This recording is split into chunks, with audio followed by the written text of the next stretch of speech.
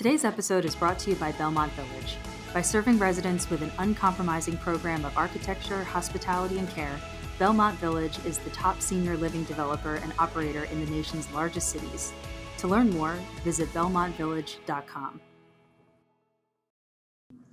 Welcome to Invest Insights. I'm Abby Maloney. I'm joined today by Dean Trantalis, the mayor of the City of Fort Lauderdale. Dean, welcome. Thank you. While filled with challenges stemming from the pandemic, 2020 also offered the opportunity to reevaluate priorities and address inefficiencies. With this in mind, how has the City of Fort Lauderdale transformed its thinking as it relates to top priorities, and how is this reflected in the city budget for 2021? For example, are there any future capital improvement or infrastructure projects that have either altered or placed more emphasis? So in response to the COVID pandemic, we anticipated a significant hit to our budget.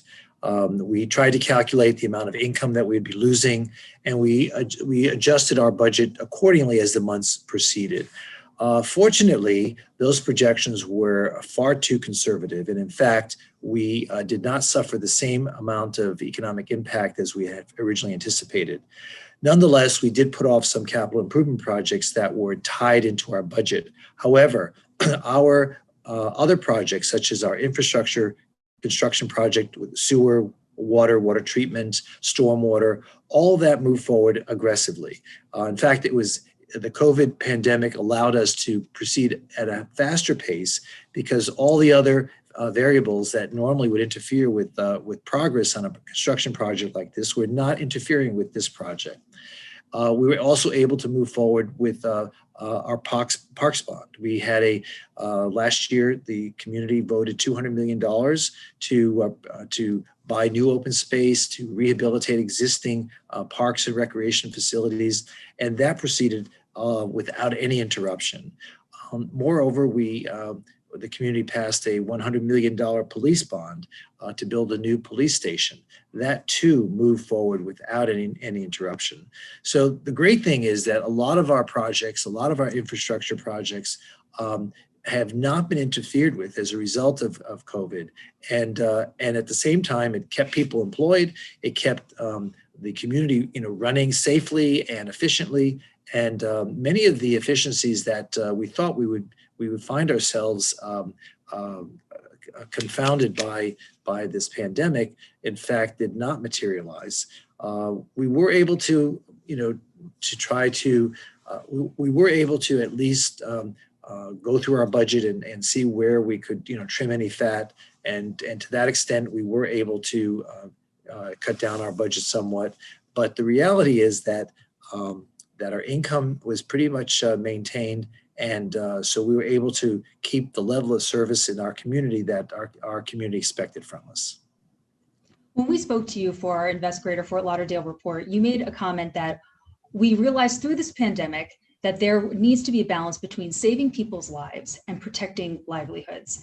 As most states are now looking towards safely reopening their economies, how can the City of Fort Lauderdale serve as an example of which they would look to replicate?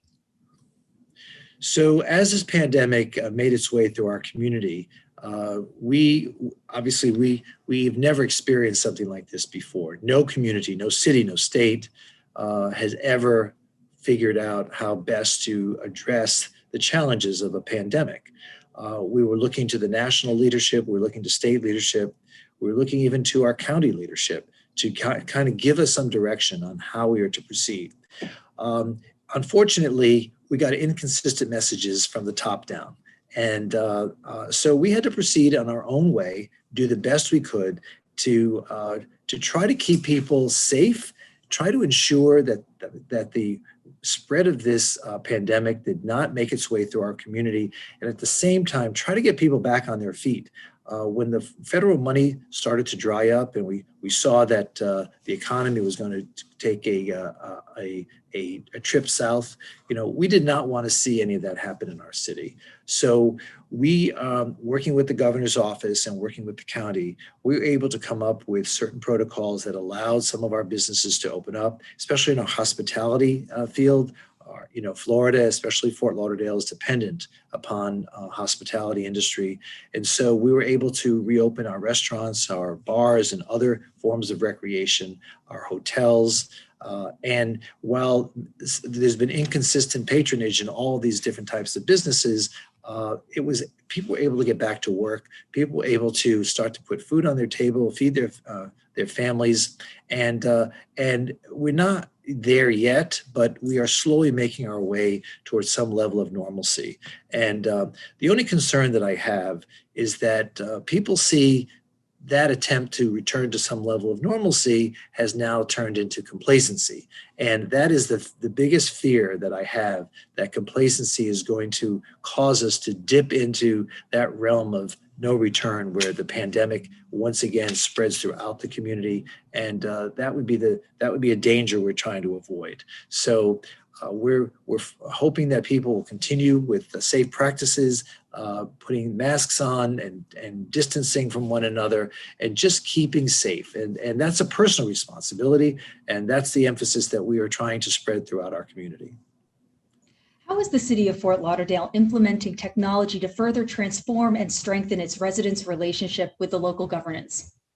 So technology has been very important to us. We've been using a lot of social media to get our message out. We've been using all of our techniques that are available: Twitter, Facebook, sending out regular email and press releases, having press conferences on a regular basis, appearing on television. The whole point is to get the message out. We don't want people to feel like they're in the dark and they're alone in this.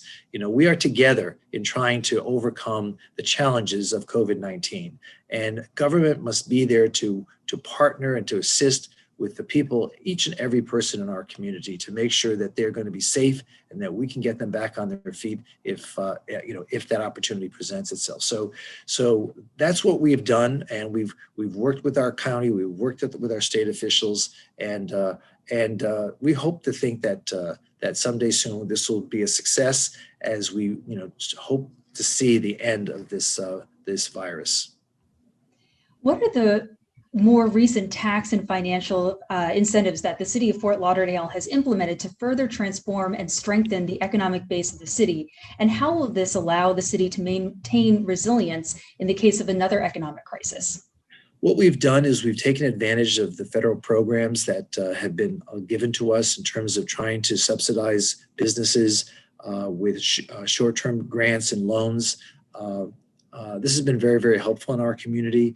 The city doesn't have the flexibility that some other municipalities have in terms of taxing and grant writing. We are dependent upon the federal government and the state government to ensure that some of these CARES Act monies are being properly distributed to people and places that need them most. We're doing our best with rent assistance, mortgage assistance, and more importantly, we have been very aggressive in trying to minimize the impact of homeless people who have now found their way on the street because they no longer have a job. They no longer have a way to pay their rent or to pay their mortgage. So this past year, we have been very aggressive in trying to find a place for people to shelter and to put food in their mouths and for their families. It's really been a challenge, but it's been a very, very important aspect of trying to deal with the COVID spread. We've spoken a lot about the transformation at the city level, but I would also like to ask you how last year had forced you to personally transform. Well, let's put it this way. It really requires a lot of stamina to be able to meet that challenge every morning when something new is put on your desk and said, now what do we do?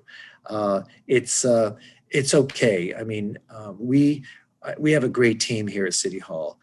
My staff, the city manager staff, everyone works together to find solutions, working together with the county government and with local officials, business leaders, neighborhood associations. Thank God we have such a strong network here in our city that everyone knows one another, works together, and we all are on the same page trying to achieve the same result. So while it has certainly tested our mettle here, But I think for the most part, the city has certainly risen to the challenge, and hopefully throughout 2021, we'll be able to achieve even greater heights now with the vaccine being administered throughout our community. I want to thank the governor's office in our state for allowing 2 vaccination facilities to be in our city. It's really, people are very, very appreciative and thankful that more and more people are getting vaccinated. Well, thank you again. That was Dean Trantalis, the mayor of the City of Fort Lauderdale. My name is Abby Maloney, and you've been watching Invest Insights. Mayor Trantalis, thank you again. Thank you. Great to be with you. Thank you again to our sponsor for making this episode possible, Belmont Village. For more information, visit belmontvillage.com. And to listen to more of our episodes, don't forget to subscribe to the podcast. Thanks for listening.